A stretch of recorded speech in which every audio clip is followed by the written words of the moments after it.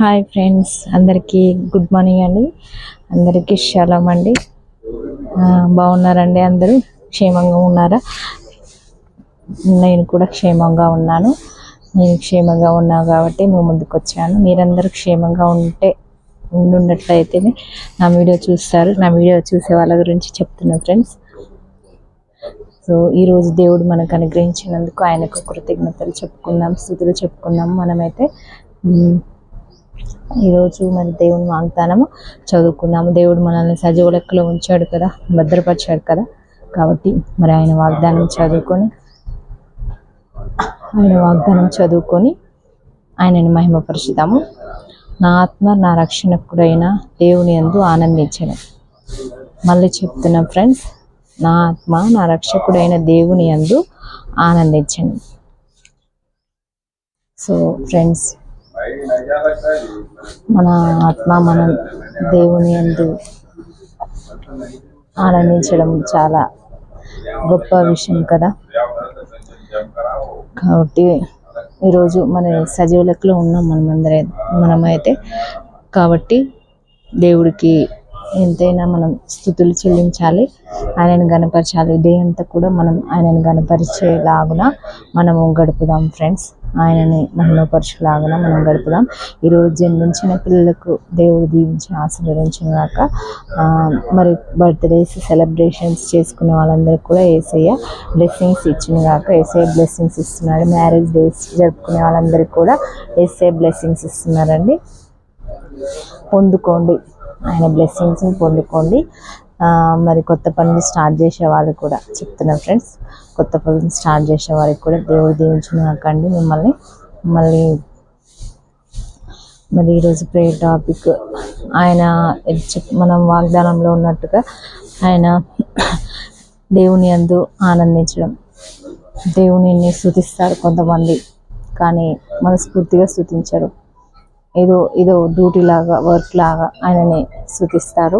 చర్చికి వెళ్ళామంటే స్తుతించి పాటలు పాడాలి, ఆరాధన చేయాలి అన్నట్టు స్తుతిస్తారు. అలా కాకుండా మన పూర్ణ హృదయంతో ఆయనను స్తుతించి ఆయనను గణపరచుదాం. ఆయనను మహిమపరిచే వాళ్ళమై ఉందాం. మనము దేవుని బిడ్డలను కనుక మరి ఏదో అశ్రద్ధగా కాదు, శ్రద్ధతో, భక్తి శ్రద్ధలతో ఆయనను స్తుతించుదాము, ఆయనను మహిమపరుద్దాం. ప్రతి క్రైస్తవ బిడ్డ కూడా, ప్రతి మానవులు ఆయన దేవుని రక్షణ పొందిన బిడ్డలు, జీసస్ని అనుసరిస్తున్న బిడ్డలు గురించి చెప్తున్నాం ఫ్రెండ్స్. తెలియని వాళ్ళు ఉంటే, మరి మీకు ఇంట్రెస్ట్ ఉంటే, అసలు ఎందుకు జీసస్ని స్తుతించాలి, ఎందుకు జీసస్ని బిలీవ్ అవ్వాలి అనుకునే వాళ్ళు ఉంటే బైబిల్ చదవండి. దేవుడు మీతో మాట్లాడతాడు. అనేకులతో మాట్లాడిన దేవుడు మరి మీతో కూడా మాట్లాడనున్నాడేమో. మరి మీరే మరి చూడట్లేదేమో దేవుని వైపు.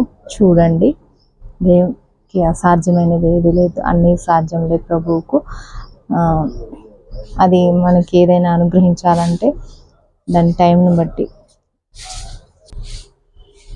సో ఫ్రెండ్స్, ఈ రోజంతా మనమైతే హ్యాపీగా ఉందాం ఫ్రెండ్స్.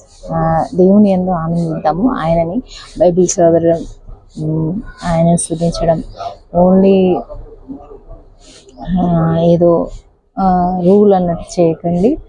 పూర్తిగా మన హృదయంతో ఆయన స్తుతించాలి. మన హృదయం మొత్తం బైబిల్ మీద పెట్టి చదవాలి.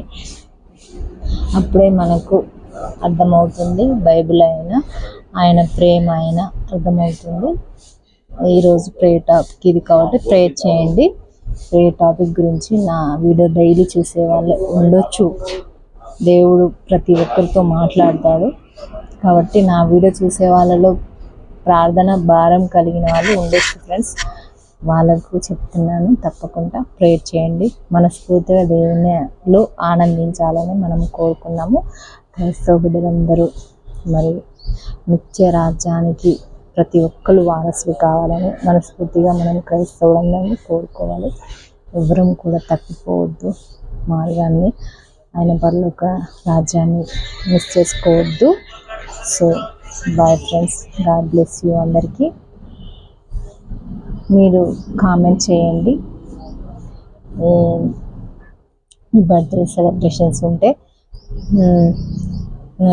నా ప్రే టాపిక్ నచ్చినా నచ్చకపోయినా చెప్పండి ఫ్రెండ్స్. మీకు ఎలా ఉంది, ఇంట్రెస్టింగ్గా ఉందా లేదా కూడా చెప్పండి, కామెంట్ చేసి చెప్పండి. Okay, bye friends.